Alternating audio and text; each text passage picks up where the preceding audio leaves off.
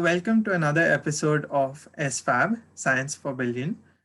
This is our first season where we are interviewing various researchers who are inspiring, who are doing some great social work.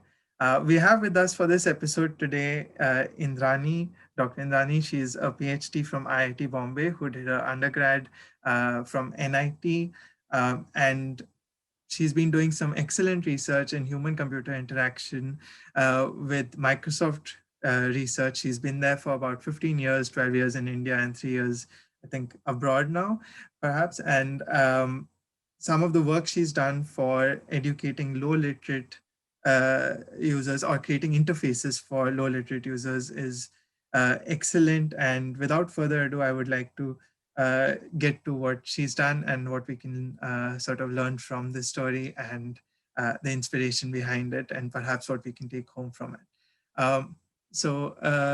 Would you like to introduce yourself, ma'am? First of all, thank you so much for having me. Very excited to be here today. My name is Indrani Medhi Thies. I am a researcher in the Technology for Emerging Markets group at Microsoft Research in India.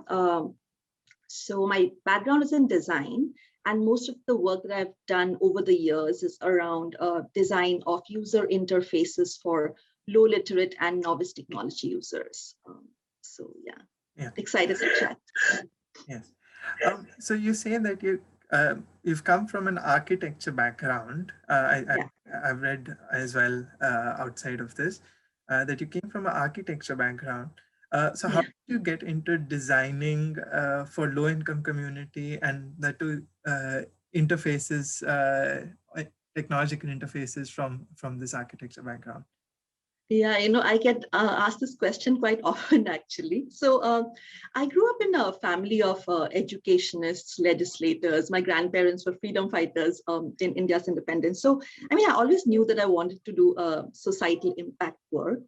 But I was very interested in fine arts from a very young age. I used to go to art school on weekends. And so taking up architecture, in my undergraduate at NIT seemed like natural progression. I really liked it. I worked for an architecture firm for 1 year after I finished my bachelor's. During that time, I didn't realize that architecture, at least 20 years back, right? It was very niche. You catered to the needs of only a certain social class in India, and also, it took a while to establish yourself as an architect. It would take several years, right? So both of these reasons combined, I wanted to do something that kind of served more people. So I decided to study design, and I went to design school in Chicago. And during design school, I started working on projects which were centered around designing for the bottom of the pyramid. That was the kind of like buzzword during those times, talking about 2004, right? So when I was finishing up my master's, this was in 2005, it was amazing that Microsoft was setting up this research lab in India, and they would have a group called the Technology for Emerging Markets group, and the goal of the group would be to understand potential technology users in low to middle income contexts, and also like design, develop, and evaluate technologies for their socioeconomic development. So it felt like a great match. And I applied, and Microsoft Research actually traditionally, hires PhDs for these jobs, but the lab was new and they were taking, bachelor's and master's, like fresh graduates in these assistant researcher positions. So I applied, and I had a bunch of interviews, and then I got the job, and I think I was extremely fortunate. And I think the journey has been quite like serendipitous, I would say, moving from architecture to what I do today. But I'd say, but at a high level, when I think of it now, I feel like there's lots of similarities because architecture is very user-centered. You talk to clients and identify their needs and design a house, a building for them. And what I do today is very similar. I talk to users and identify, understand needs, and then design, for them. But like here, I do it through technology. So I think at a high level, they're kind of similar. So Yes. yeah, So you say you joined Microsoft back in 2004, 2005, and it was just I guess 2005. set up. Was it in Hyderabad? Uh, Bangalore. Bangalore. Yeah. Yeah, the And research lab. yeah. And then how how did you find the experience? How did you start going towards the field work? Like, because one really associates Microsoft research as a big building, perhaps somewhere in the financial district areas of big. Mm, Then you yeah, sit in these air conditioned offices and look there. How did let's start that. transition from Yeah. the building to out of the building? That is a great question. Yeah, people, yeah, think, well, Microsoft, how are you doing this work? So I think just the group itself, right? Technology for Emerging Markets Group. So the goal of the group is to understand potential users in these settings, low income and low to middle income settings, right? So, and design and develop and evaluate technologies for them. And to, it's a very user-centered design process that we always, wanted to have. And so I think right from the beginning, it was all about, go out into the field, identify needs, and then think of, whether technology can solve the given problem. So it was never like a tech-centric approach. Here's a technology, let's figure out like how to solve, like, how. So it's like, uh, here is a hammer, let's identify needs. It wasn't that. It was always like, let's go to the field, identify needs, and then, try to address those needs through technology, if at all. So I think just having that group and having that vision uh, got me started in this. And, initially, yeah, I mean, I went to the field with my mentor at Microsoft, and then we would work with non-profit organizations that worked in the field already with these communities. So it was amazing, just kind of like immersing myself in the field. And it was a, although I was born and raised in India, it was my first immersive field experience. So does that answer your question? Yeah, yeah, of course. So Um, I think just the vision kind of like helped with vision yes. of the. So, what about this field work, right? I mean, obviously, architecture also, I guess, your training in undergrad also involves some level of, uh, Mhm. going out and actually looking at different, Yeah, looking at problems and looking at different approaches to solving those problems. Uh, yeah. did this fieldwork throw up some of these? I remember seeing maybe in your TED, in one of your talks that you talked about how visuals were helping Mhm. explain things to low literate users, and then you had sound and you had to revamp the entire actions. So what learnings or what niches did you see in the in the field while trying to interact with this very touch Population. by technology? So yeah, I mean, you talked about visuals and audio and all, right? So initially, when I went to the field and we started this work, I think we thought, low literacy, right? Low income communities in India are largely low literate. People have less exposure to formal education. So, one of the first things that we thought was, how do we remove text from interfaces, right? And use visuals instead, like get rid of all the text in the interfaces so it's not difficult for people to understand what's going on, and instead use visuals and voice and video and so on.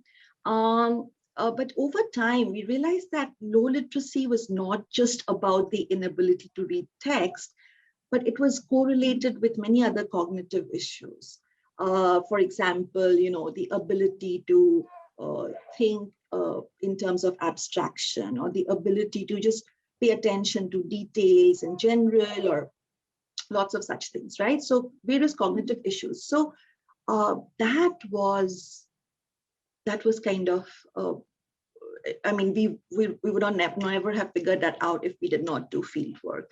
And that was a revelation. And now we had to take these cognitive issues into account to design these interfaces. So yes, initially we did start with like visuals, voice, video, and so on.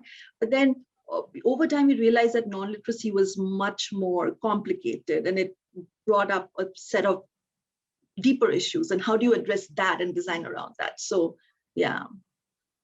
And in this field work, what was the end goal?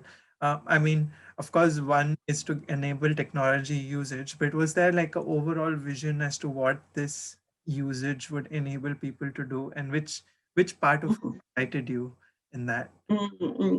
What was the goal? So the goal of the work was to understand if we can design technologies, at least for this particular research work, right? If we can design technologies such that somebody who's non-literate, who does not have any formal exposure to education, can on first interaction with a computer or a mobile phone extract information that's relevant to his or her life through minimal external assistance. So that was the goal of the, as we like started this work. Yeah. Yes. And which one excited me the most? Is that what you're asking? In the Mm, applications of that, did you mm, find that mm. a certain aspect of it that Um, you about so I mean, would do? yeah, that's a good question. So it's all very exciting. I mean, I like the field work. I like looking at the data from the field work, and then identifying patterns and themes, and then translating that to design. And also, once you have the design, you have to test it. You have to take it back to the field to see if people are able to use it. So it's a very iterative design process. So I would say, yeah, I think I like all aspects of this very iterative design process, where you go to the Yes. field, identify needs, design something, and then take it back to the field to evaluate it and see if people are in fact able to use it or not. And then you have to roll that feedback into the next iteration, because you have to keep iterating and making it better. Yeah. So we did a lot of formal usability evaluations as well. So yeah, I think I don't know if I have but yeah, I like spending time in the field. I think it keeps me grounded. I get to learn a lot. Yeah. Yes. So then, with the entire interaction here, of course, Yeah. it's been a big learning experience. Um, Mhm. how does that fit in, say, with your own personal life goals? Where is it that you would have, is there something specific that you really wanted to do that you will be doing through this, or is there something, you know, how does it fit in your trajectory in your The work I do, how does in the it fit work in? you do and the work you grow, and like the where you Mm, next, perhaps? Is there a yeah. place, did you think of that, or is it because you like Mm, and then you just want to run with the yeah. So, well, I think the kind of work I do, it definitely keeps me grounded, which is excellent because when you're working in a technology environment, it can very quickly get tech utopian. You feel like technology can solve all problems of the world. So, I mean, my field work keeps me very grounded, and I'm very grateful for that because, it's like sometimes, technology is not the answer. So it really helps to have that perspective, and my like doing field work actually lets me have that perspective.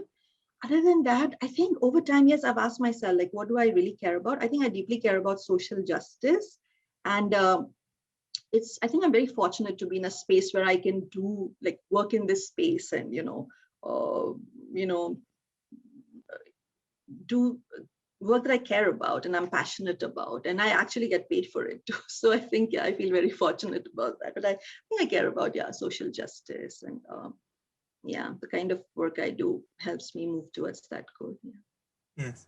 It says that there's have you had experience in other countries like South Africa, the Philippines? I think I did Yes, read yes. about that somewhere. And did you Mhm, yes. find overwhelmingly differences or commonalities that you might want to talk about, Mm, issues that we've? yeah. Commonalities and differences. I mean, there's some commonalities, obviously, because it's a similar demographic, right? So, I mean, Yeah. challenges associated with technology, just inhibitions associated with technology are similar, like constraints are similar. I've done field work in urban and rural Philippines, rural South Africa. What is unique about India? I think, trying to think. So I feel like in India, um, just like across rural and urban locations, people are very like warm and hospitable. They like offer you tea, and it doesn't matter how poor people are. I'm talking about remote rural Chhattisgarh or Madhya Pradesh, right? So yeah, people like don't want to let you go before they've like fed you dal bati, which like they'll make while you're doing field work. So yeah, I mean, which is not to say that other locations are not wrong, but it's like a different level of hospitality and acceptance, I think, in the Indian context. Yeah, I think that might be a difference. Yeah. Given the we've progressed so fast and so far in the last 10 years, Yeah. with in the last 10 years us having, I think I've read somewhere that it says we have more mobile phones than Yeah. uh, Mhm. people in India, and more SIM subscriptions than people. Uh, Correct. and Mhm. given that that is the case, do you see sort of um, this where do you see India's socioeconomic growth going for these Mhm. classes? What changes might you have seen, or what are you positive about? Yeah. That again is a great question. I'm glad you brought up mobile phones because yes, I think in the last couple of years, I mean, things have changed so much. You see more and more smartphones in low income communities, and uh, especially in urban locations.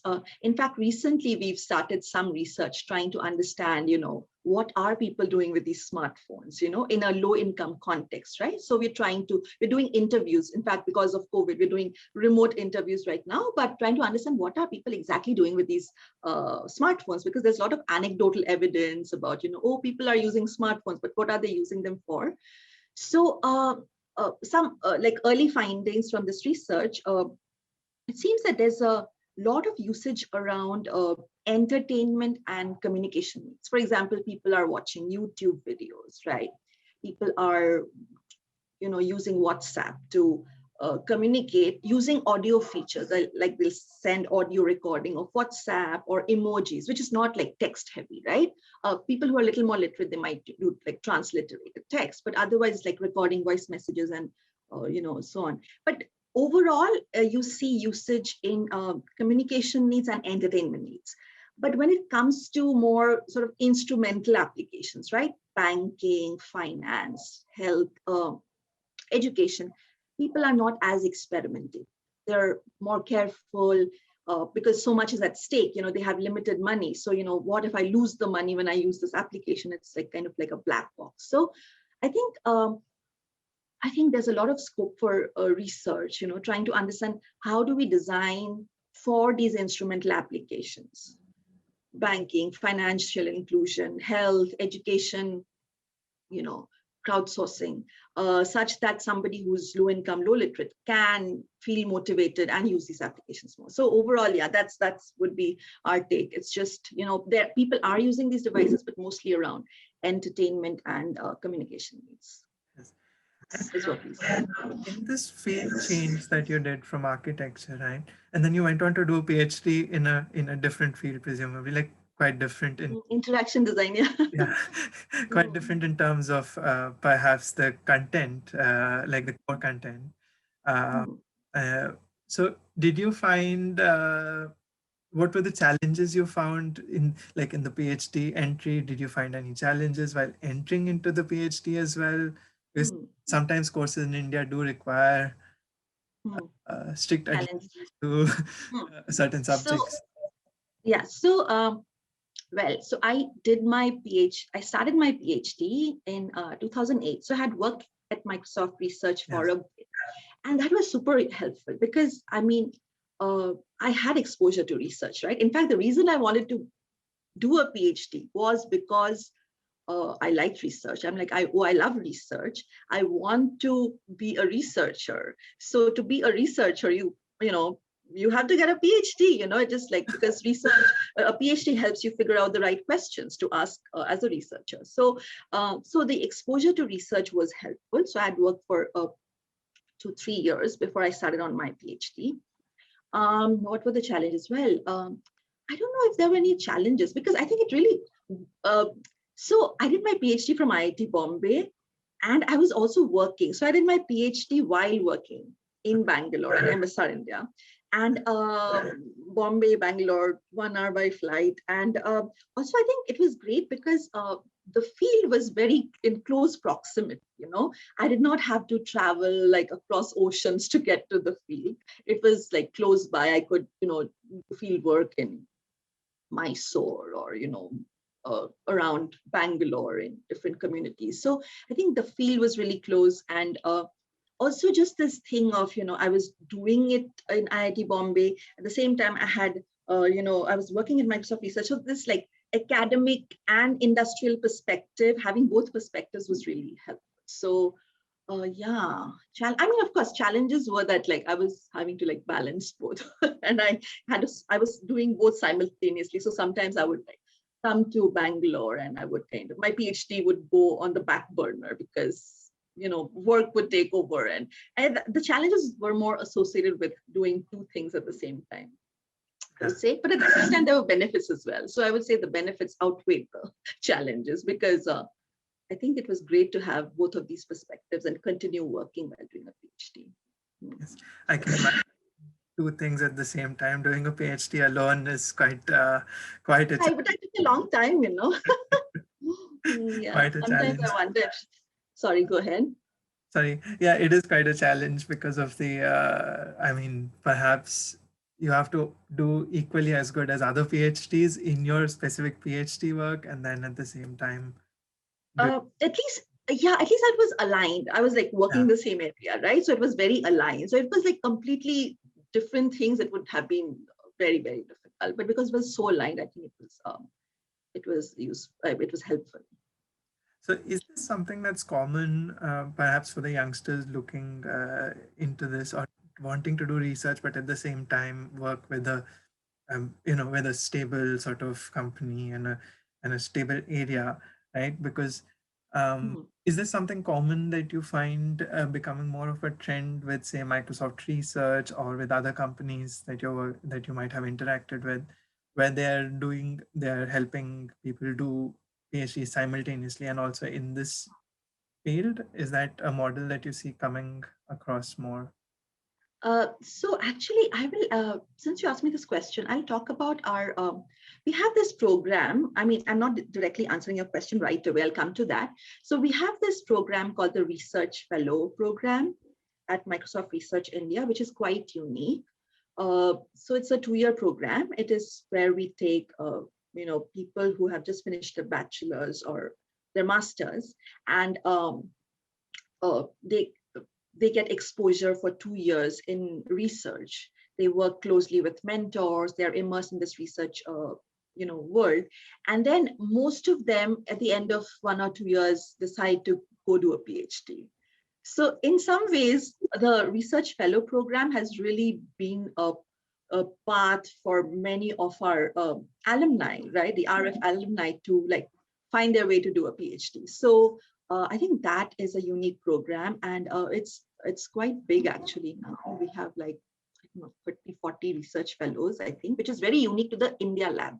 Uh, you know, um, Other labs don't exactly have such a program. Uh, to come to your question about, I mean, do I see this as a trend? Doing a PhD while working. I think it really depends on the company you work for. So some companies might be more receptive to the idea than others. In my PhD program, there were other people in Bombay who were working in organizations and also doing a PhD. But I think, yeah, it really depends on the organization if they have like they offer that kind of flexibility. But yeah, I think it's an encouraging trend. I think giving people the flexibility to kind of do research and start on a journey in research while also continuing to work. So yeah, it's definitely an encouraging Did you have any issues like in the department, for example, that you were working with, like in IIT in Bombay? IIT Bombay. Yeah. Mhm. Did you have any issues as to, say, like you did some field work and Microsoft wanted to claim maybe more credit for it because you were Mhm. working with Microsoft, or Yeah. department wanted to claim a big Mm. stamp on it. And did that, Mhm. because Oh, it you does mean tend to be application?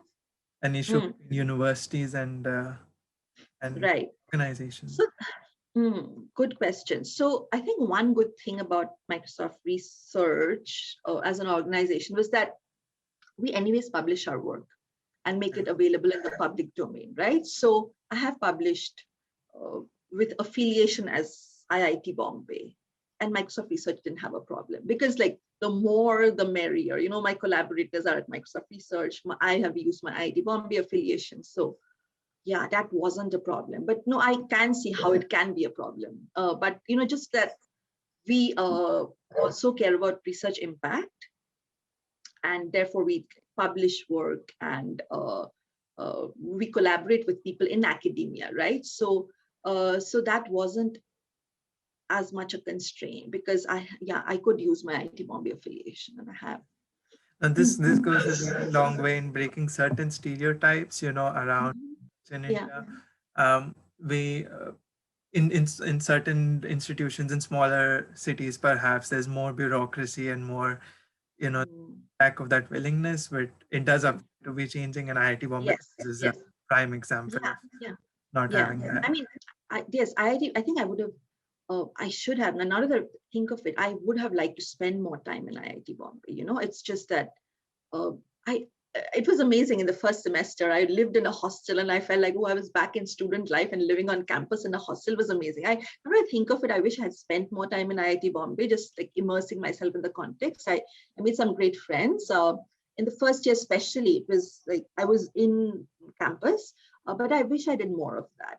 Now, when I think of it, I kind of like regret a little bit that I should have done more. Yes. And in all this work and in all this time, did you find some time for the hobbies that you wanted to pursue? Is there something that you like doing that like what do Mhm. you do to chill? What do you do to cool What do I do to chill? and So, not worry yeah, about the no, great world's question. problems? So I watch movies. I watch Yeah. movies, and I also, like, earlier, at least until recently, I would write movie reviews. So nowadays I like watch movies on Netflix, Prime, Hotstar. But I really like watching movies and like writing like sociological reviews. So I do that. Other than that, chilling. Yeah, I listen to music. I think that really helps me calm down. And my daughter says, "Oh, Mama and her music," because I'm always like listening to music when I'm like just doing stuff around the house. So yeah. And But no, I uh, had time. I found time. I think it really helped to do those things because it helps you get a fresh, mm, to freshen up your mind, which is so important in research. I read that you got the MIT Innovators under 35 sort of Mm. recognized as Yeah. the Innovators under 35 by MIT Technology Review, I think in maybe Mm. 2010 or 13, somewhere Yeah, about. 2000. Yeah, yeah. Yes. And in that, did that increase, like, did that increase Visible. some sort of exposure and like some more possibilities for Mm-mm. uh, Yeah, no, that definitely increased visibility to the work that I was doing because I got the MIT TR35. And then after that, it was like covered in press and, like different news organizations kind of reached out. And later on, I got some uh, got some recognition from different media companies as well. So yeah, I think that was really kind of like catapulted the work that I was doing. So yeah, definitely it did increase the yeah. visibility. Oh, that's wonderful. Um, Mhm. so what is next? Do you plan to come back to India or? Yes, yes, we do. In fact, we wanted to be back in India last year, but it's currently on hold because of COVID. And it's just that, I still work for Microsoft Research India, and just being like close to the field, like I said previously, is, yeah, it kind of makes a big difference. Just like easy access to the field and being surrounded in the context. So yeah. Yes. Mhm. So right now you're at Cambridge in Massachusetts. Yes, in Boston, yeah, but Okay. technically Cambridge, like across the river from Boston, yeah, in Okay. Cambridge. Well, hi from this Cambridge to. Oh yes, hi. Because whenever in India I say Cambridge, people just expect UK. Yeah, I'm in the Yeah. US Cambridge. Yeah, hi. Yeah, and yeah, that's a cool coincidence actually. Yeah, Do you definitely. do you find that working abroad is perhaps, do you find differences in the ease of doing work, or is it something that there's a trend of people going abroad a lot, but Mhm. something that you do miss about being working in India, and um, what would you Absolutely. suggest as the ideal way for someone who wants to do the kind of work you want to do, something hybrid, something in India, or like? Mm. Uh, Definitely, helps to be in India. Of course, like I said, access to the field, etc. But I think like this exposure also has helped me a lot. Like I've been here for 3 years, and I've engaged with the community in Cambridge. I've both MIT and Harvard are in Cambridge, so I've like engaged with the student community and the research community, and I feel like I've learned so much just like being able. I've been to like workshops, conferences, and so on, and I think just like I've attended like uh, the MIT India conference, the Harvard India conference. So I feel like it brings an outsider perspective to like lots of problems, which you don't, sometimes you kind of like look away when you're in India because it's so much in your face, right? Like, all these social problems are so much in your face that it's very easy to kind of like look away, not think about them. But I feel like when you're outside, there's like an outsider perspective, and it kind of, maybe it's you're missing home or whatever the reason, you think about them more, and you talk to people and you engage in these conversations, and like you want to do more and give back more. So I think exposure to the local community here, and like talking to students, talking to researchers here has definitely like helped me in the kind of research that I do, which is centered around the developing world. Yeah. Yes. um, what would be your sort of takeaway message for youngsters watching this? A lot of people want to do social work, like Yeah. growing Mhm. up in universities. It's a very, like, it's the one of the first things that we sort of think in tech. There is a Mhm. desire to actually help out, You can. right? Mhm. And make a difference, make an impact. And also there's also that feeling, not just, it doesn't just come from a selfless place, but also from a place where you want to be recognized for doing that kind of work. Yes, yes, definitely. So Mhm. what would be your you know takeaway? What is your learning that maybe youngsters can use, that they Mhm. to do this kind of work without the fear of, say, perhaps Mhm. on a career path that's not in, like full So I would, speed growth? yeah, yeah, no, great question. I think, just like, I think um, it worked out for me, it's just, I think in India, definitely people always have the pressure, especially if you come from a middle class family. There's the pressure to like quickly find a job and settle down, right? But I feel like if you, I mean, I'll start with like PhD research, right? And then I'll maybe go to like social enterprises that you can do after finishing a master's, right? So in PhD, I think, yeah, like if you do a PhD, it'll require a little more time, but it would like uh, give you more exciting work. You'll be able to do more exciting work. You'll, in fact, I think you can get paid better. In terms of like how do you use the research for social work? Like look at so many organizations now are interested in this space. It's not just Microsoft. It's other industry labs are also very interested in designing for the next billion users. So there's a lot of work and uh, jobs that will come up in this space, and you can work at exciting cutting edge technology while also thinking about socioeconomic development. So I think lots of such career options are coming up, and it was, I mean, just getting better and better. And also, I mean, I see tech entrepreneurs who are looking at social enterprises. I mentor people who have finished an MBA and a master's, and they are starting like companies, right? Looking at how to design for the next billion users, right? In that space, and they've like studied here and gone back to India and started organization, and they're doing very well.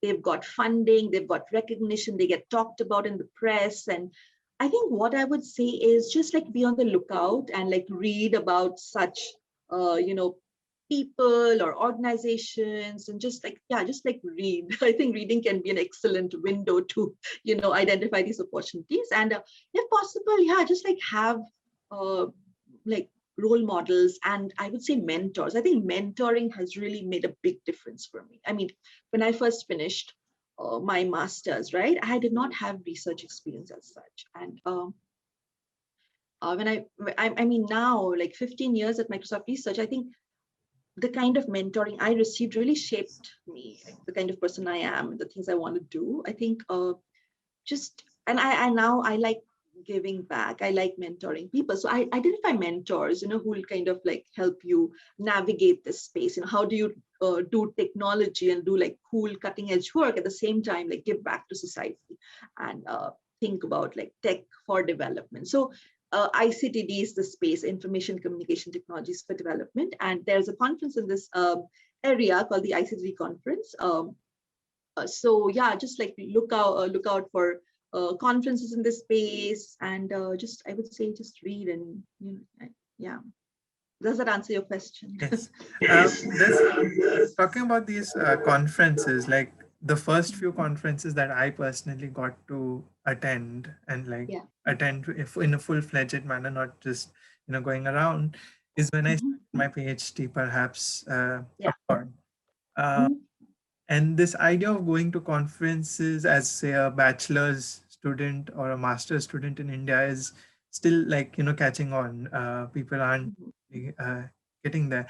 Are there some conferences that are organized, say, by Microsoft Research that are free to get Mhm. to, or is there some what on accessibility might be happening in that front?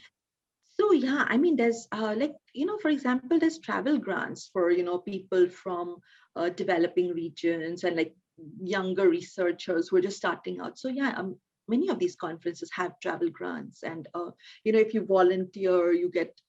So there's lots of such avenues, definitely. So uh, uh, you can apply for those grants, and yeah, just like Yes. look out for these opportunities. Yeah. Yeah. Um, with that being said, it was obviously a great pleasure to talk to you and get such great information from someone who is doing. Thank you. I hope it was useful. Yeah, it was very Yeah, nice talking to you too. Very yeah. exciting. Yeah. And I hope you'll have a look on our channel. We will be posting your video and other videos as well there. Uh, Excellent. Looking forward. Yeah. Thank you yeah. so much. Thanks for the And opportunity. thank you so much. It's been a great learning experience to understand what all avenues are there, how, some of the barriers that we might associate may also not necessarily be there. And Mhm. it's been really good to know that there's someone out there doing such amazing work with the ground, even after so many years in Microsoft. You know, and we hope that you come back to India, of course.